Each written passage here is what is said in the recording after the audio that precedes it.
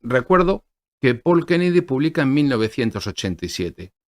¿Qué es lo que vamos a hacer? Vamos a ver qué cuenta en la obra, cómo la obra pasó a dormir el sueño de los justos y perdió importancia, y luego la ha recuperado porque ha tenido algunas de las predicciones que hacía, acertó, y en otras se ha equivocado clamorosamente.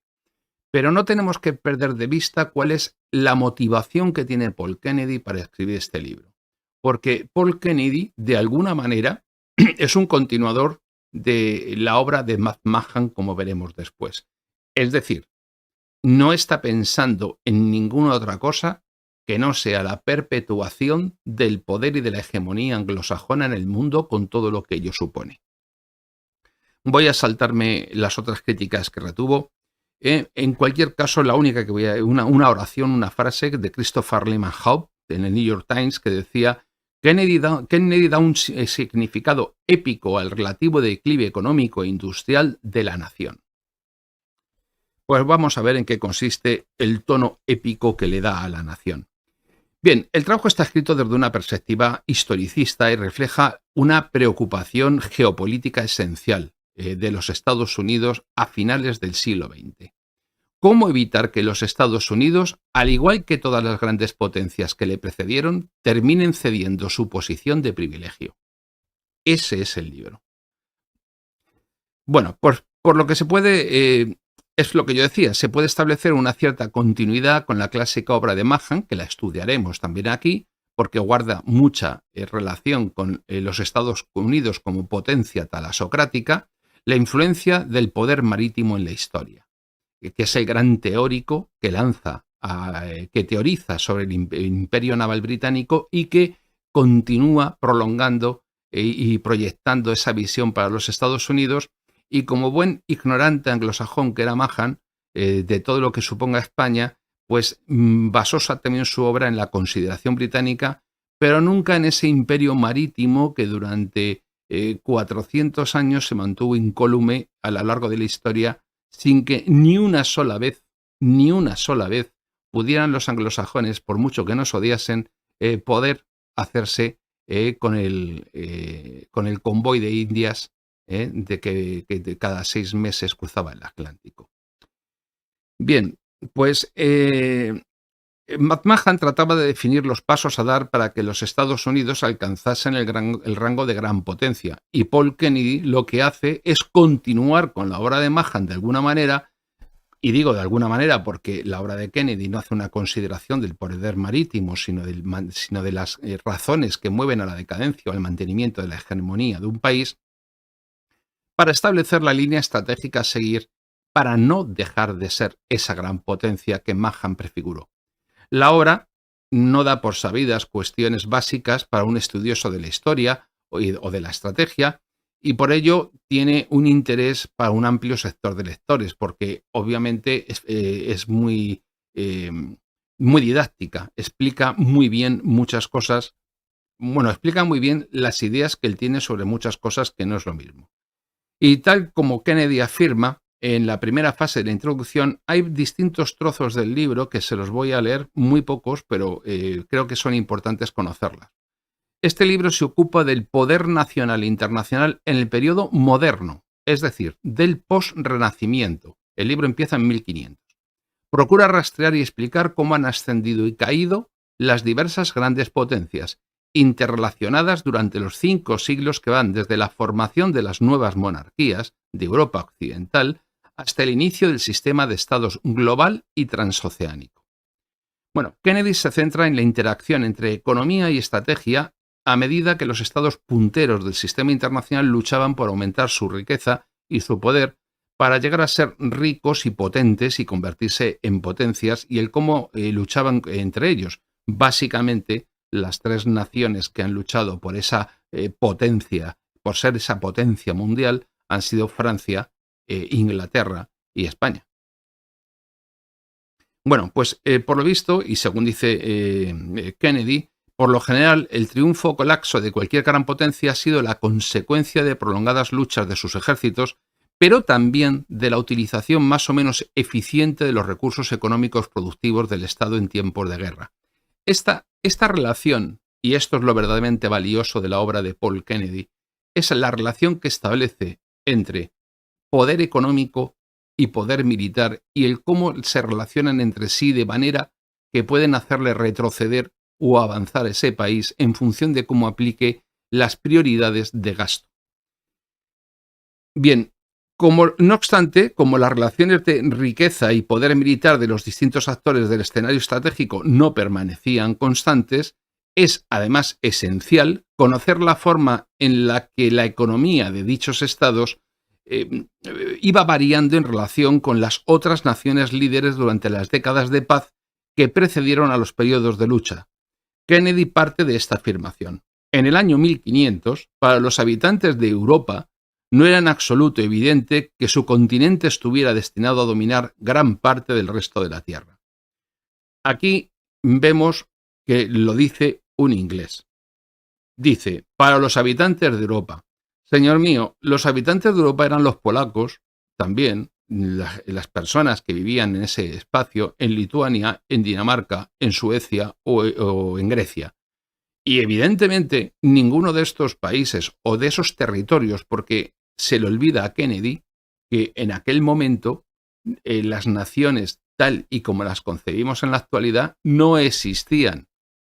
En 1500 había partes del territorio de España que no formaban parte de la corona. Para que algunos que no saben la historia la aprendan, hay territorios de América que pertenecían a la monarquía hispánica, y digo monarquía hispánica porque en aquel momento España no se decía las Españas, que eran territorio de la monarquía hispánica antes de serlo parte de la propia península ibérica. Les voy a poner un ejemplo. Las islas del Caribe que descubrió Colón y que tomó posesión en nombre de la Corona de Castilla fueron parte del territorio de la Corona de Castilla a partir de 1492. Bien, pues hasta 1512, en el que se producen los dimes y diretes en la Corona de Navarra, del Reino de Navarra, y las oscilaciones que tuvo entre hacerse o no protestante y oscilar entre el poder de Francia y el poder de Aragón, bueno, pues hasta ese momento en el que se invade la corona el Reino de Navarra, Navarra no pasó a formar parte de la corona de las coronas españolas.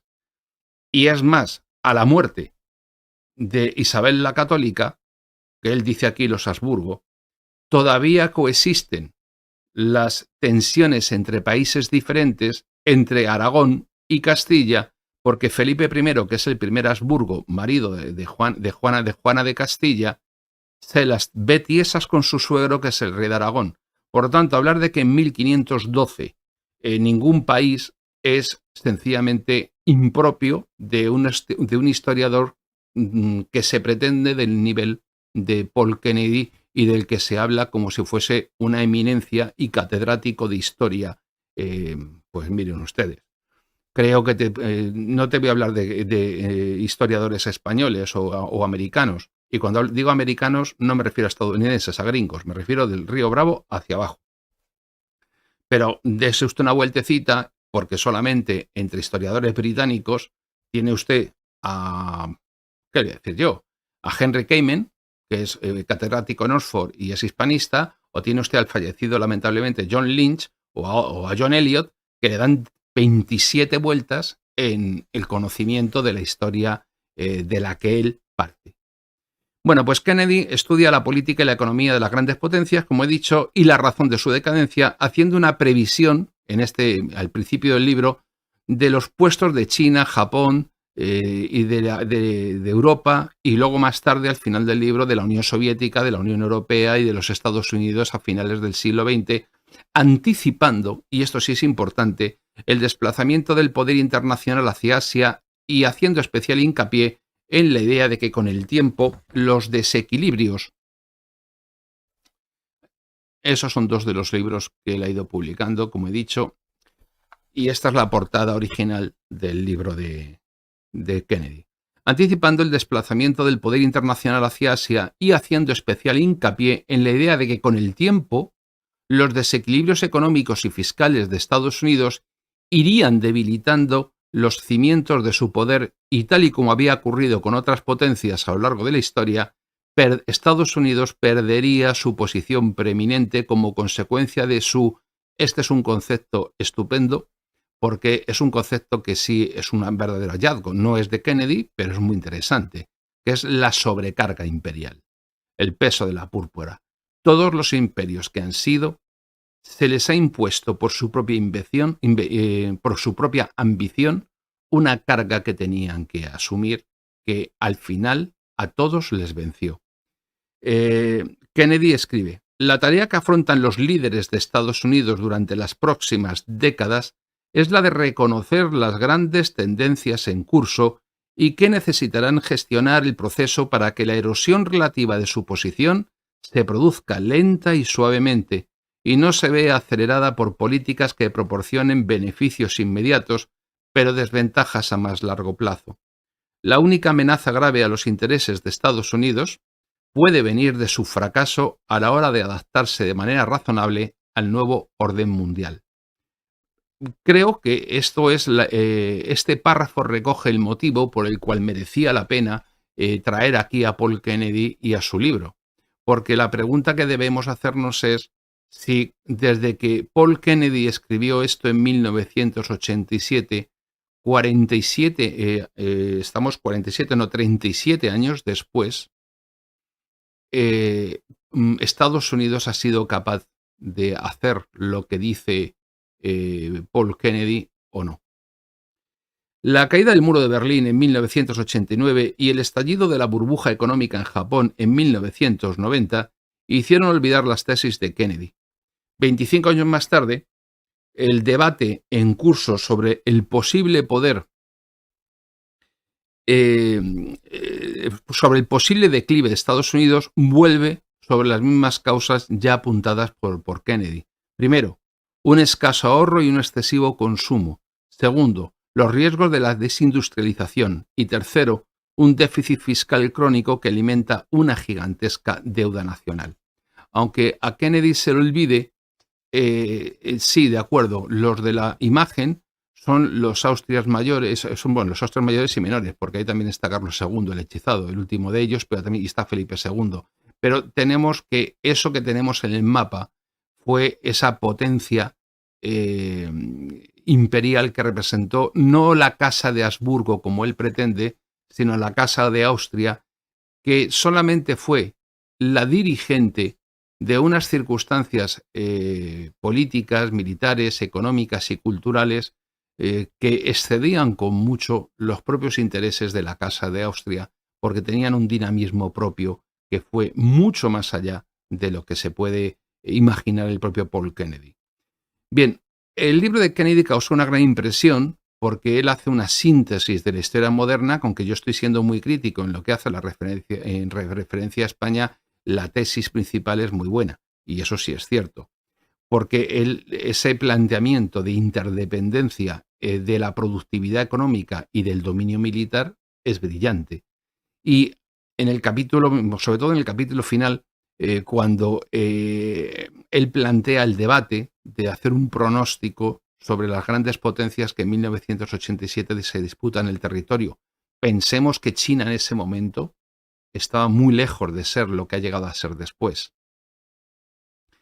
Bien, Kennedy argumenta en el libro que la fuerza de una gran potencia puede medirse adecuadamente solo en relación con otras potencias y argumenta que la supremacía de la gran potencia en largo plazo o en conflictos específicos se correlaciona con los recursos disponibles y la durabilidad económica, y señala como amenazas para la hegemonía de una gran potencia su ambición, la sobreextensión militar y los requisitos de seguridad mayores que su base económica. Es decir, una potencia se establece, tiene la ambición de alcanzar unos objetivos que le exigen a su vez unos recursos que su capacidad económica no tiene. Pensemos y pongamos esta idea en relación con los Estados Unidos actuales, con la China actual, con la Rusia actual, con la propia guerra de Ucrania, como estamos viendo. Verdaderamente en este momento, ¿quién se está equivocando a la hora de medir su voluntad, si puede pagar o no, si puede financiar o no su voluntad política? Bien, pues Kennedy argumenta que a lo largo del libro tiene una declaración inicial que es: los esfuerzos militares y navales no siempre han sido la razón de ser de las nuevas naciones-estado, pero ciertamente fue su actividad más costosa y apremiante.